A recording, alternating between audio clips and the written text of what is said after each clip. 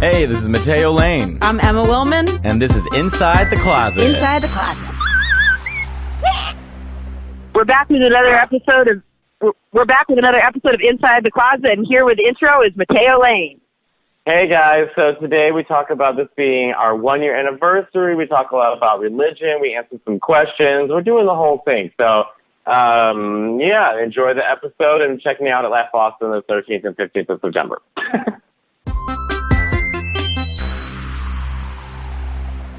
Okay, hey, how you doing? I'm like under the weather. Yeah, tried all the traveling. Traveling, and it just was like, I'm just a hot mess this week. I'm sitting here drawing Kike and I as Harley Quinn in The Joker. Oh my God. Now that's the gayest thing you've ever said. I mean, it actually might be the gayest thing I've ever said, and I'm okay with it. But I, of course, am Harley Quinn, a.k.a. letting the world know I'm a bottom. But, it's, I think I had an emotional week. Yes, I miss Kike, and I think we had 4 days together, and it wasn't long enough, and it was just like this whirlwind of, like, partly, like, missing each other, it just sucks being far away from each other. You know what I mean? So it's, I don't know, we didn't get enough time with each other. Long distance is so hard because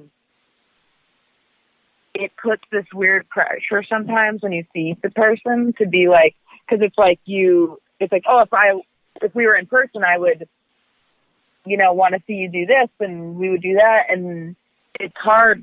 All right, yeah, but basically that's it, Emma. It's just like, oh yeah, he's in his routine. It's just, yeah. And I wanted to go because I wanted to see him before I don't see him for like 2 months, and so we didn't get enough time with each other. It just sucks. I want to be with him 24/7. Why you're not going to see each other for 2 months? I literally am on the road. This is my schedule. By the way, I want to say hi. I forget his name. He came to the cellar the other night to see us and couldn't get into the show. And he waited outside afterwards to meet me, and it was so wow. Sweet. And said hi to you. So I want to, Oh my God, I was in a gay bar in Madrid, and all of a sudden this guy walks up to me and goes, "Hi, Matteo." And I was like, "Hi." And he looks at Kike and goes, "Is this Kike?" And I was like, "Oh my God, yes." And he's like, big fan of the show, blah, blah. He was so sweet. I mean, it was so funny because we were in this like dingy, like kind of skeezy gay bar. So it was so funny that I was like, "Oh, no one will recognize me here." And then he walks up and he's like, "Big fan." That's so, well, I had this night in LA that I want to tell you and the listeners about, but I want to tell you guys. I should finish what I was just. I want you to finish it because a guy from the podcast came through. But you finish that because this is like a thing. Well, I mean, yeah, it's just that. It's just that it sucks being far away from someone, and I'm traveling for the next 2 months. So chances of me. What is the schedule for the next 2 months? Literally, I'm in New York now, and then next week I go to Vegas immediately to Boston, which, by the way, Boston 13th to 15th at Laugh Boston. Please come see me. Side note, that's a great club. So if you guys are, like, anywhere around there, go see Matteo there. It's a fun club. The food's really good. It's, like, nice. So it's, like, you can bring a date there, and, like, I think it'd be fun to bring a date to, like, any type of, like, dingy environment, but you guys all know me at this point, like, Craigslist. But this is like a nice club. Like my mom, okay, I'll put it like this. The only show I've ever brought my special needs uncle to, because I was like, it would need to be a place where he wouldn't get claustrophobic, where he would feel like comfortable, and like the staff is really good, was Laugh Boston. Because oh, sweet. You should tell your mom to come to the show. I will. I think she's in Guatemala. If she's around, I will actually. That would be really fun for her to see you. We need to get your mom on this podcast. The security there is like really great. Like that was the one place where I was like, when I went in with my uncle, I was like, I'm with my uncle, and they're like, okay. And then I like kind of like moved my hands so they could see him, and they were like, oh, okay. And I was like, can I? And they're like, yep, we'll get him a special seat. And it was like very nice. Oh, that's so nice. go to Matteo there because it's a fun Do you know who's opening for you? I have no idea. I barely even know what I'm doing 5 minutes from now. It's a fun club. So that's like a treat of a place to see Matteo there. And then hopefully I'll be there. And then hopefully Matteo and I will do a show together. I was like, hopefully we can do something together. Well, you might know them, so maybe you should. Well, we'll talk about that later. But yeah, I go from Vegas to Boston to LA to Toronto to New York, back to Vegas, and then back to LA, and then Italy. And that's for the next 2 months. What are you doing in Italy? I'm doing shows in Italy. Are you speaking Italian? Yeah. I mean, is that not the stupidest thing you've ever heard? I'm like, I cannot wait. No, how are you going to do that? Wait, so are they flying you out there and stuff? Yeah, they're flying me out there, and then TK's meeting me up there, so I literally don't see him till then. That's the next time I see TK is Italy. Well, that's 2 months from now. Right. So that's a long time. Yeah, super long time. So after the last time I talked to you, I got like overheated and dehydrated in LA. Why? What are you doing? Well, so when I got out here, now I've been better about it. When I got out here, you know, in New York, when I'm walking around, that's like when I'll like drink water. I'm not a functional human being. So I walk around and that's when I drink my water or my coffee. I'm in LA, I'm driving. I'm not in the groove of drinking water while driving. I used to smoke cigarettes. Right. Well, then you also have to pee, so you don't want to drink water because then you're stuck on the highway and you have to fucking pee. Exactly. And I almost had a pooping incident in the car. So I'm just like, my God. I know. Don't gloss over that. I was in the car and I was talking to Robin, who's been on the show, and I was in like a parking lot and I like hadn't talked to her in a while, so I didn't poop in the car, but like it was close. Well, what are you, a dog? You got so excited you shat on the floor? And also, like, literally, like, I was like, I gotta go. And then I, like, had to, like, peel out and go find a bathroom. And also, like, the whole time I was going, I hate LA. So, but I'm not drinking water here. And then I got this, like, 1 week pass to that core booty yoga, butt blasting yoga thing. Oh, so I was butt blasting. So I did that, and then I, like, basically got dehydrated, and I had to cancel 2 shows because I was so dehydrated. I actually was dehydrated the other day, too. I was in Spain. I wasn't drinking enough water, and then I drank, and I never drink. So all of a sudden, the next day, was, like, sitting in the bathroom. Like, I was at Kike's work, and I, like, ran to the bathroom. It was sort of the same thing. I was just, like, sitting there, like, good Lord. This is literally the depths of hell happening to me right now. And then I tried to drink water on the plane, and then I got to New York and immediately had to go to 4 shows, which I don't know why I said yes to. And I was hot mess. So, yeah, I think I'm, like, sick right now, kind of. Is the dehydration, like, did you feel nauseous? Because I felt so nauseous, and I was just, like, lying in bed going, ugh, and I'm at an Airbnb, so I, like, then when the guy came home, I'm renting a room in his place, I just had to, like, turn off the complaining. But I missed 2 shows, which sucks, because, so, LA, what happened the other night was, last Saturday was, like, the first day where I had 3 shows, and that's, you know, not a normal LA thing. I don't, like, normally it's like you do 1 show, maybe 1 show every couple of days, which I don't.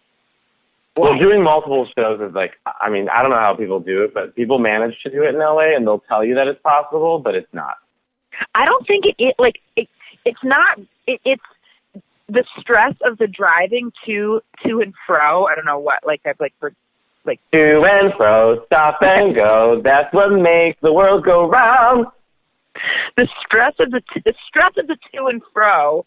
It's like, it's a lot. It has to be so timed out. Plus, it's hard to get, like, spots out. Anything. It's hard to get anything. Anything. This whole episode should be called LA Can Suck My Dick. Oh, literally my favorite thing about LA is that I have the opportunity to go back to New York. I think Lindsay Lohan is walking by me. Oh, no. My God, are you kidding? No, because she's in Mykonos. I was like, Emma. Sorry. you hang up my phone and run after her and tell her to get on our back. No, it's not her. I'm putting her back in the car, and I'm locking the door. Click, click. Looks just like her. I'm going to get a picture when she comes back to her car because she's going into the bank. I'm watching. Are you sure it's not Tan Mom? No. It looks a lot like her. Wow. But also, I mean, back in the day, that's a compliment. If someone's like, you look like Lindsay Lohan.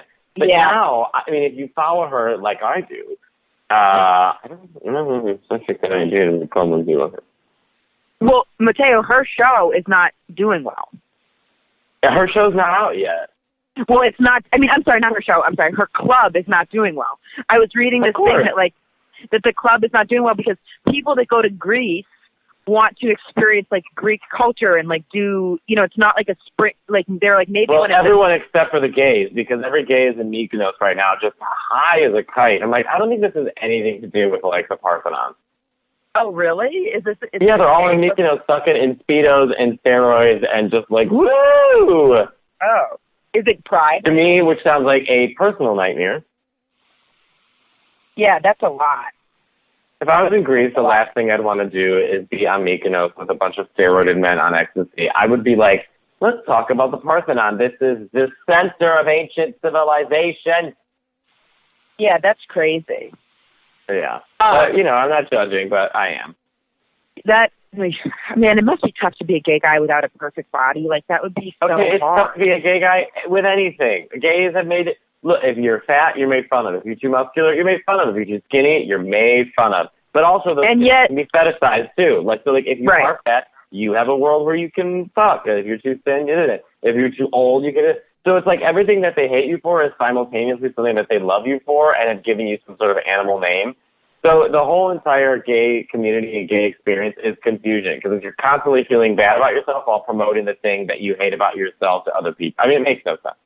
Right. Yeah, that is interesting. It's a lot. And I hate the terms bear and this and that and yeah, well, I hate all of it. I hate categorizing people in any way. We're already hated because we're gay. Do we have to hate each other for whatever other reason? It's so stupid. Well, I hate categorizing, but then also, like, I do it as, like, a talking point. Like, obviously, I'm, like, the first one to be like, oh, there, right. I mean, we all do it. I'm just saying, you know. It's sucks. That's what it is. It just sucks. It's like the worst. I agree. I saw a real funny gay comic last night. So I actually had a great show last night, and I was like, oh, thanks, fucking God. But I had to drive, like, an hour and a half out of LA. But because it was where this show is, and it's the show. Actually, you know what? It was less than that, and I got home like in 40 minutes. But I'm driving far to do shows. But like this show, it's called The Chatterbox, and it's in West Covina, where Crazy Ex-Girlfriend is based off of. This show was one of those moments where it was like a special thing in comedy because the audience.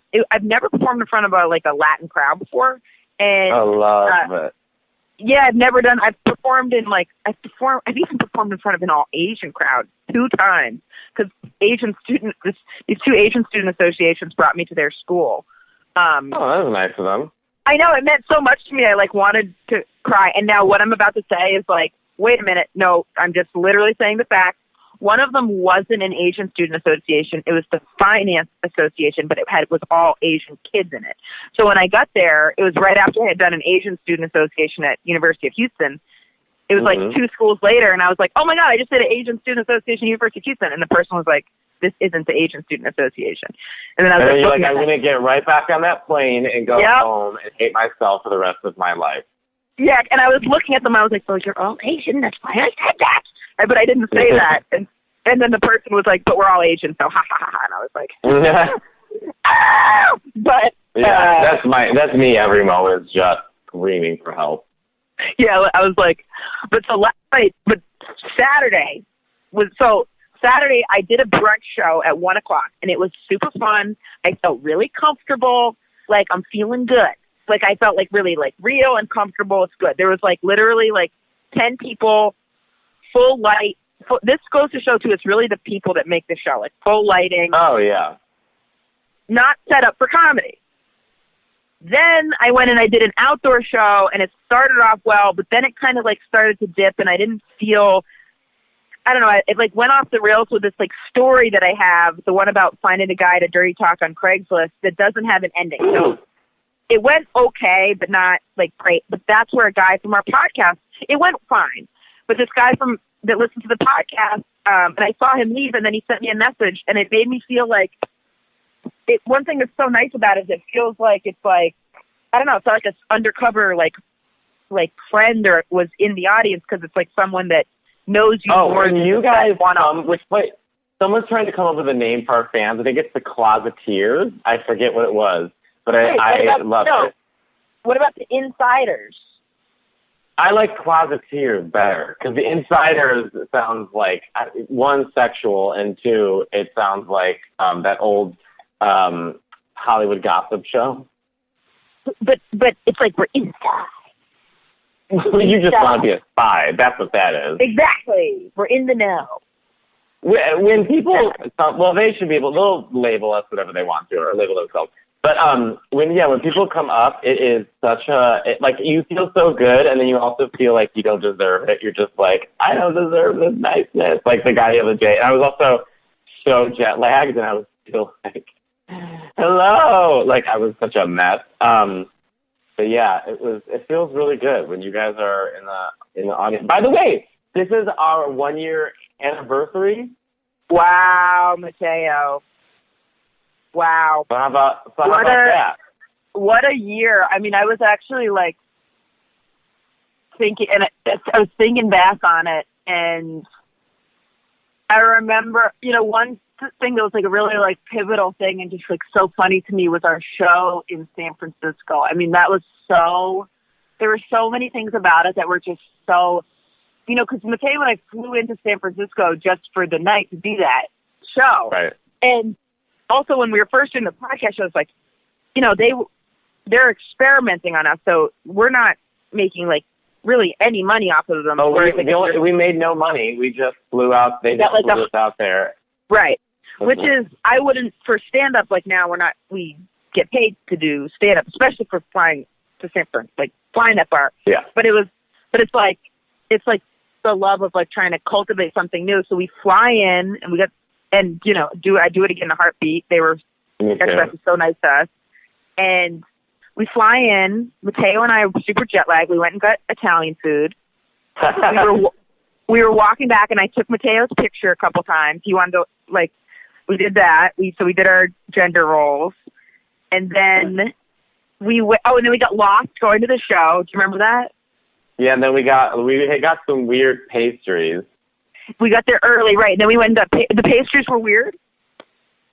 We were trying to find a pastry place. I think the first place we went to was not that great.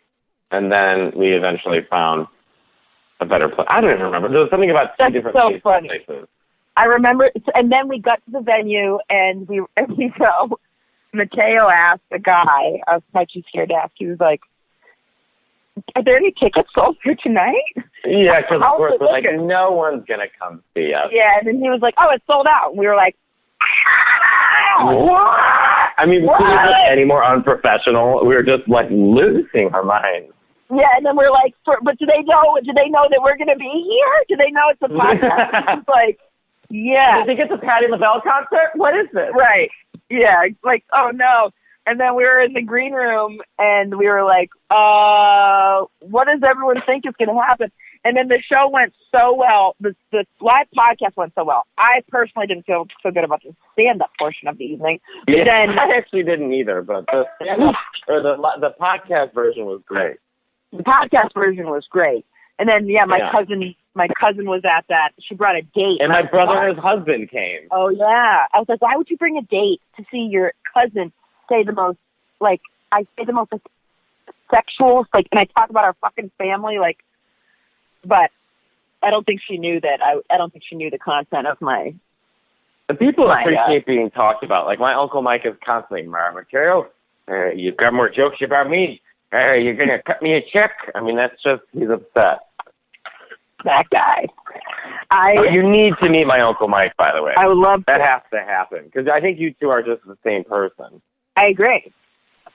I agree. Emma, I think I can really help you guys sell some shirts. You know what? What would happen is him and I would probably end up like I would leave comedy and he would leave whatever he's doing, and then we would like go start a business somewhere, and then you and your Aunt Cindy would be like, Jesus Christ. I mean, my Aunt Cindy would be like, whatever, let's eat pasta. True, fair. What are some of your favorite memories of this podcast? I guess we can go down memory lane a bit, because yes, and we have a bunch. The funny is, I start to forget, because we're so like running around and crazy and this and that and blah blah blah, and then people will come up and say things to me and be like, like on the podcast, and I'm like, oh my god, like I completely forgot about that. Sometimes I'll get especially when it's like radio or podcast, I'll forget what I said, like telling the pooping the pants story. Oh, the girl's coming back. I'm gonna try to get a picture. Oh, shit. The girl and Lindsay Lohan.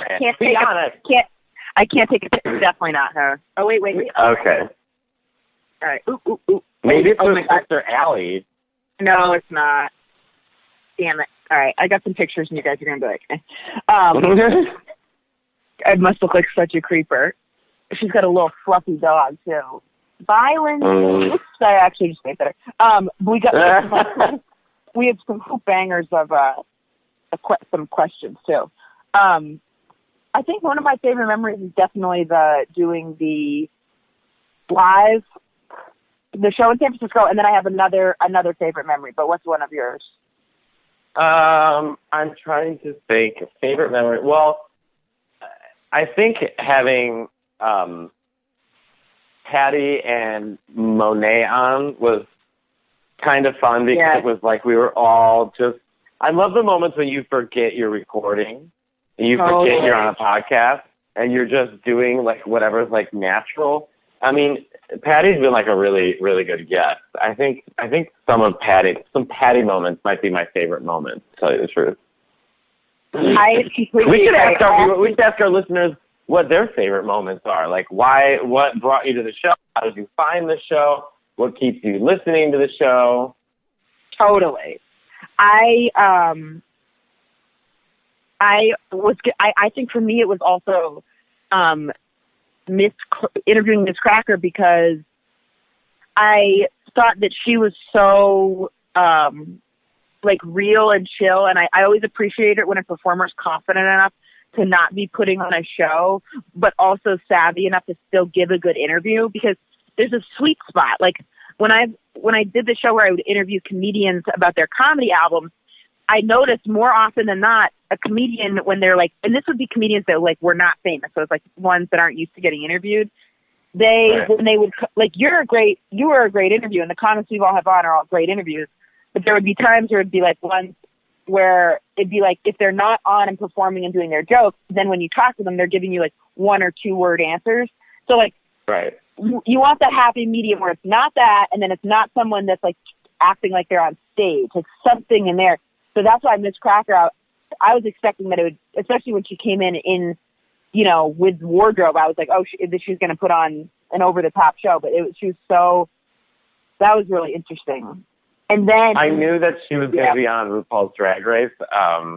And so I was like, we have to get Cracker and Monet in here before they explode. Because, that's what happens. It's like they're both now just touring the world. Right. That's amazing. I still have never watched RuPaul's Drag Race. I think you'd love it. I think you in particular would love it, because it's a show that deals solely in entertainment, gender bending, and competition. And I think that you in particular would love that show. Yeah, I actually would love to. I would definitely. Yeah, I should watch that. But I would say those are some of my favorite. Oh, and then another favorite moment was doing that college with you. We recorded at the college, but that was the night I found out about Crazy Ex-Girlfriend. Oh, yeah, another moment where Patty was there.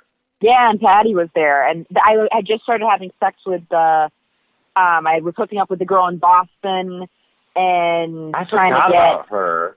Yeah, she was cool. She was really cool. She was cool, but she was too high all the time. She was, yeah, we had, and no judgments, you know what I mean? It's like, Right, this is not for you. Right. It was really cool. Also, her girlfriend now is quite feminine. So, you know. Well, good for her. there you go. There you go. The art therapist is coming to visit. She's going to come visit on. You guys are getting that. I mean, that's a serious move if she's coming to visit. It is. And, yeah, it is. Because I want to, you know, and part of me, too, I'm like, is part of the reason I dislike LA right now because I miss the art therapist? But also, it's that, and then also it's like I only filmed one day this episode, which is totally fine. But so then it's like, I've got like a shit ton of free time, which I'm not really used to. So it's like, if I have a bunch of free time, I'd rather be doing it in New York where I'm like doing, I'm just. I think New York is just a city for people who want to be doing something 24/7 can do something 24/7. And LA is just not that city. So you get used to a certain lifestyle, and then all of a sudden you're in LA and you're panicking because you're like, fuck, like, what do I do? Totally. Yeah, and then I'm like, well, let me not listen to totally. You want to do some questions? Tyler sent us some, one of them really caught my eye. Yeah. Also, I have an audition tomorrow where I think sometimes people confuse a girl with short hair for someone who's tough, and that needs to stop. Because the audition is for a tough girl who, Matteo, it says, bites off the head of a live pigeon. What are you, Ozzy Osbourne?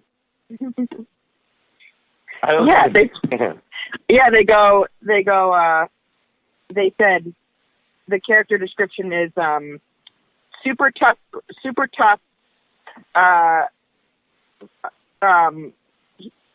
hardcore nihilist with neck tattoos and swaths of shaved scalp. Doesn't laugh or have emotions. Believes happiness is a capitalist lie, and at one point bites off the head of a live pigeon. All right, let's get a comedian in there. That'll do it. And then the first scene is she's post-colloidal with a man. Post what? Colloidal. I had to Google it. Yeah, what the fuck does colloidal mean? It means like they just had penis-vagina sex. Oh, well, let them have it. I mean, who gives a shit? I mean, you just know I hate auditioning, so that's, I know. You know how I feel about this. Let them have it. Okay. This is a great question. Okay. A tough one. So we have to really think about that. So we both have to be on our best behavior. Yes, best behavior. I'm in high school and I have a friend who's also gay. She and I were really close, but recently she got a girlfriend. I was really happy for her when I found out until she told me the girl was 21. We are 16. Oh. So at first that didn't seem like a huge age difference to me, even though obviously I'm like, but yeah. No, I don't like that. Yeah, I mean 16 is absurd. I mean, I'll continue to listen, but okay, go on. It gets worse. So this is where I was. Yeah, that's uncomfortable. So this makes me super uncomfortable, but I really want to be supportive of my friend because her girlfriend makes her so happy. But since they've gotten together, she started skipping school heaps and doing Molly with her girlfriend. What should I do? I'm scared that if I say something, she won't want to stay friends with me, and our friendship means so much to me. Well, here's what I would say. I was having this conversation with Rory Scovel, of all people, yesterday. People, when they're young, and I'm only saying this now because I'm not old, but I'm not young. I'm 32. When you're young, you really do feel like, oh, I know everything, I've got this, because you don't have any experience otherwise to tell you no. So, being older, being seen as an adult, these are the kinds of things young people strive to be. I would really harshly judge this 21-year-old because, it's more so on them. It's like, what do you think you have in common with a 16-year-old? I mean, I would say for shame. How dare you? Don't you agree, or do we think that this is okay? I totally agree. Well, I think also it's like to think back on it, I think that you will regret not saying something more than saying something. I would wonder, it's tough too. Like, I remember there was a couple things in high school that I thought were wrong, and I asked my dad about what he thought I should do, and he said, he's like, with two of them, he was like, don't get involved. Like, it's not, but this is different because it's your friend.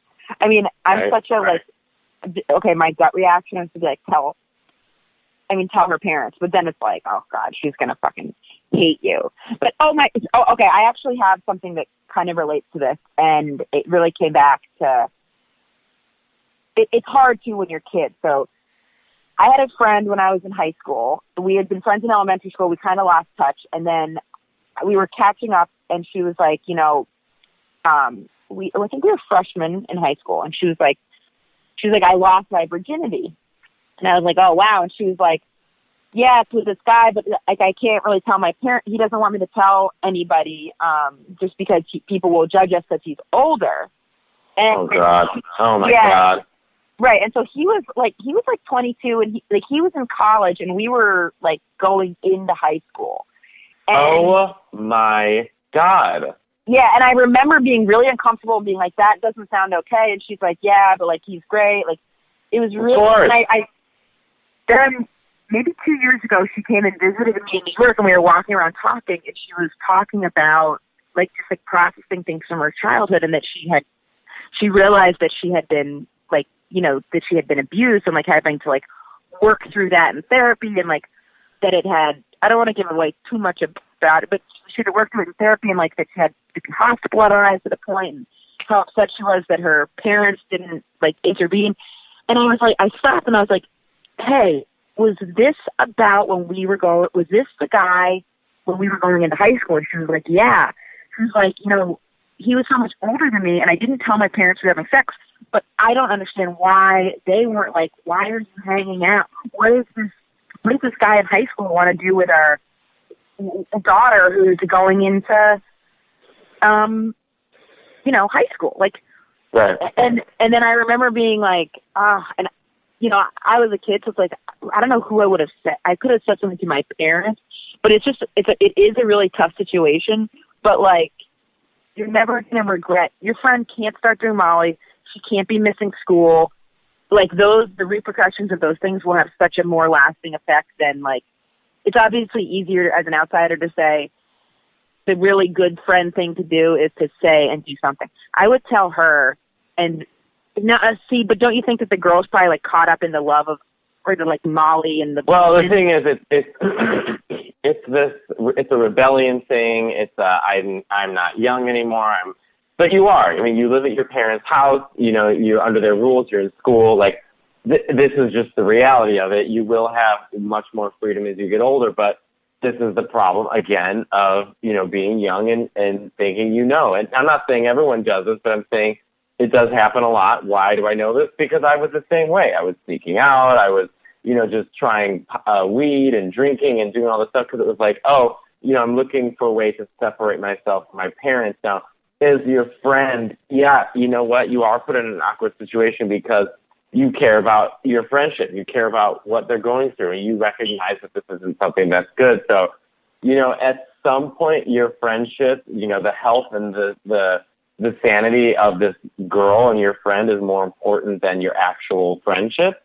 And what a real friendship does is sometimes risk the superficial understanding of what we think a friendship is and going and doing the right thing. At least give her the good enough sense to talk to her about it and say, like, I don't think that this is a good thing, and I'm saying this to you because I love you. But if she's, like you said, doing Molly, doing drugs, and clearly statutory rape, I mean, if this girl's 16 and he's 21, you know, I don't care if it's a woman or not. It's still the same thing. You know, you have a right to do what you feel is going to protect her. So, I mean, I'm not saying go tell the dean of school. I'm not saying go tell her parents. I'm saying this is obviously something you're going to have to do and figure out on your own. That being said, sometimes a friendship is more important, you know, about one's own mental health and one's physical health than it is about, oh, we share a lunch table together, etc. You know what I was just thinking? If the woman's doing Molly, call, like, leave a tip-off. Like, tip off that there's someone doing Molly with a kid. Call the cops. Emma, it's about honesty. It's not about your weird Craigslist mentality. Or it's like that woman has to get away. Because I was just thinking about it. The woman's like having a kid skip school and do drugs with her. Just the most important thing is getting that person away, getting her out of the relationship. Because this is where things. I remember because I like partied a lot in high school, and I remember this guy who's like the assistant to the soccer team. Now he was probably telling me and my friend this as like a warning, like don't end up like me. But he was like, don't party too much in high school. You know, wait until you get into college, and then you can actually, like, just get out of here. He's like, if you get caught up in partying too much now in high school, he's like, the bar can be really low of, like, what you're going to have to work your way out of. And we were like, what are you talking about? And then we both got kicked off the soccer team, like, a week later for, like, getting drunk. You know what I mean? Like, I sucked at something. Yeah, of course I know what you mean. I mean, it's, you know, it's kids, and kids will do dumb things, and, I mean, that's kind of the fun of being a kid, but you also have to have a good enough sense to be like, what about tomorrow? I mean, a lot of kids think about today, and it gets them into a lot of trouble. What does Molly do to you? Like, I've never been around people on it. I literally did it once, and all it just made me is, like, super, like, just sort of like, la, la, la. I mean, it wasn't like, I'm rolling, but, you know, it was fine. Is it like ecstasy, or it makes like it is. It's ecstasy. Yeah, if you've done ecstasy, you've done Molly, I think. Doing 16. That's too fucking young. So I'd say like end of thing. Yeah, you say something, otherwise it like could potentially hang over your head. I knew when my friend told me she was with this older person, like I felt kind of sick, and then she was in it, so she was like, "No, he's really great. He understands me." And I remember, of course, he's lying to her. Right? Of course, you're gonna feel that way because he wants you to feel that way because he's trying to get something. I actually kind of think I did tell my dad, and he was like, you know. I think my dad said, what did my dad say? I think whatever my dad said, I could tell that he was like, was going to do something like call her parents.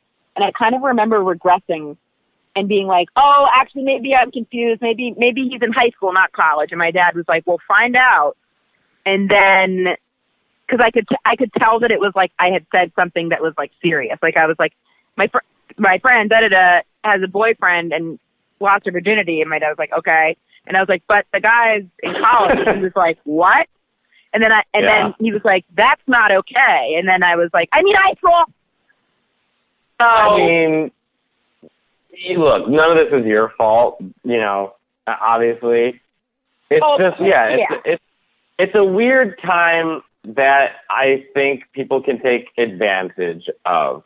And so if you feel that you're being taken advantage of, you know, in any way, shape, or form.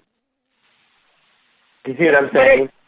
Right. It's also, though, it's like, you're never going to regret, like, you're never going to be like, I wish, you're never going to feel bad later on that you said something, even if something's awkward now. I'd almost be concerned for, like, the safety of someone, like, though, if you say, like, you it sounds like if someone's spending time with a 16-year-old that's 21 and a bad influence, you know, then it's like,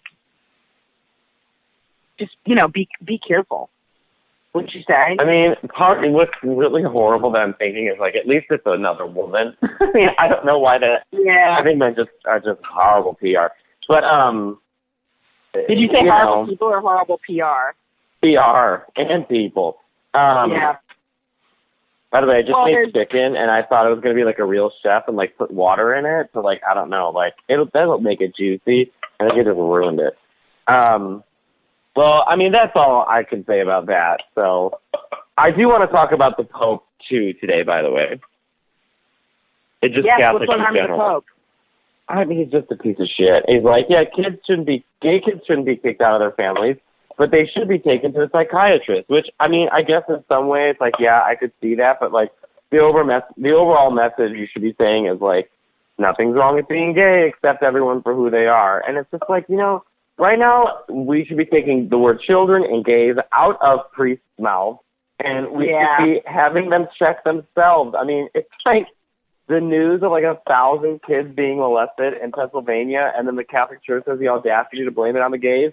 I'm like, blame it on you. You're as bad as Republicans blaming gun control and mental health. I'm like, you know what's bad? The priests are the common denominator here, so why don't you go check yourself? Yeah, there were priests, and then priests, predators, repressing, repression, evil.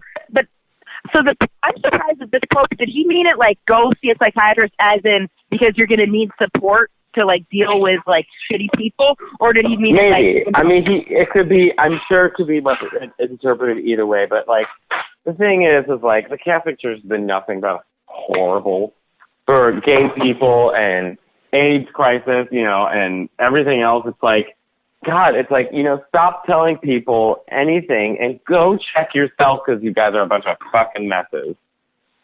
Absolutely. Did he say this recently? Yeah, well, I read it I follow gay news articles on Twitter, and so that was the article, and it's and I'm sick of every time we have to look at priests or religious people as heroes, and they're like, well, we love gays. I'm like, yeah, that should already be you should already be loving gays. You know what I mean? Why should you be rewarded for that? I wonder.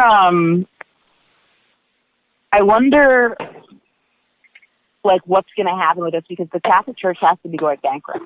They used to own a big plot of land near where my family used to go in Massachusetts, a huge priest, it was a training thing for them, and then they couldn't pay for it anymore. Teaching them how to molest kids. I mean, I don't know what they could be teaching priests. It was this beautiful it was tons of acres, and then someone bought it and then donated it to the Audubon Society, but it was they had had it for years, and then they couldn't pay rent. They were oops.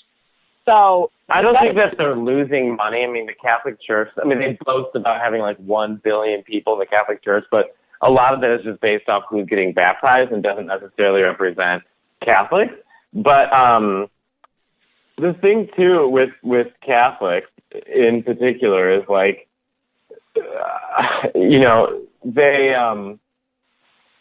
they really just have misguided, I don't even know how to say it.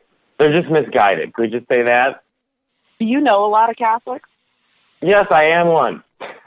Oh, so you'll still identify as one?